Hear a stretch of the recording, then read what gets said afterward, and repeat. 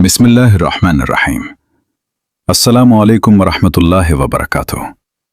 मेरे प्यारे भाई और बहनों, आज मैं आपसे एक बहुत अहम बात करना चाहता हूं। एक ऐसी बात जो आपकी जिंदगी बदल सकती है। हम में से बहुत से लोग हर रोज दुआएं मांगते हैं, वजीफे पढ़ते हैं, मगर हालात नहीं बदलते। घर में तंगी है, बीमारी है, लड़ाई है, रोजगार नहीं है, और दिल में एक सवाल उठता है, हमारी दुआएं कबूल क्यों नहीं होती? इस सवाल का जवाब बहुत सीधा है, मगर सुनने में तकलीफ दे भी है। आइए एक एक वजह समझते हैं। पहली बात, हराम रोजी। जब घर में हराम की कमाई आती है तो दुआ का रास्ता बंद हो जाता है। नबी करीम सल्लल्लाहु अलैहि वसल्लम ने फरमाया, जो शख्स हराम खाए उसकी दुआ कबूल नहीं होती, चाहे वो कितनी ही खुशू से मांगे। अगर रिस्क हलाल नहीं तो आसमान का दरवाजा नहीं खुलता। दूसरी बात, झूठ और धोखा। कारोबार में बेईमानी करना, झूठ बोलना, तोलने में कमी करना, खरीदार को धोखा देना, ये सब गुनाह हैं जो दुआ को रोक देते हैं। जो अल्लाह के बन्नों के साथ बेईमानी करे वो अल्लाह से क्या मांगेगा? तीसरी बात, नाजायज मुनाफा।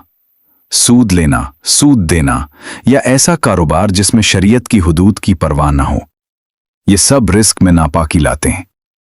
जब रिस्क नापाक हो तो इबादत में मजा नहीं रहता और दिल में सुकून खत्म हो जाता है। चौथी बात, रिश्तों की कटाई। माँ बाप से नाराजगी, भाइयों से कता ताल्लुक, रिश्तेदारों से सालों की खामोशी, और फिर दुआ मांगते हैं।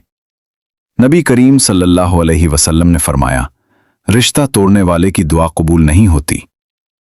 पांचवें बात, गीबत और चुगली। किसी की पीठ पीछे बुराई करना, लोगों में फसाद डालना, किसी की इज्जत को नुकसान पहुंचाना, ये गुनाह हमारे नेक आमाल को खत्म कर देते हैं। लेकिन याद रखें, अल्लाह बहुत माफ करने वाला है, बहुत मेहरबान है। जब बंदा सच्चे दिल से पलटता है तो अल्लाह उसकी तरफ दौड़ कर आता है। तो पहला काम ये करें, आज ही सच्चे दिल से तौबा करें। जो हराम कमा रहे हैं उसे छोड़ने की नियत करें। जिन रिश्तेदारों से ताल्लुक तोड़ा है उन्हें फोन करें। अपनी जबान को झूठ और गीबत से पाक करें, और फिर देखें कि अल्लाह किस तरह रास्ते खोलता है।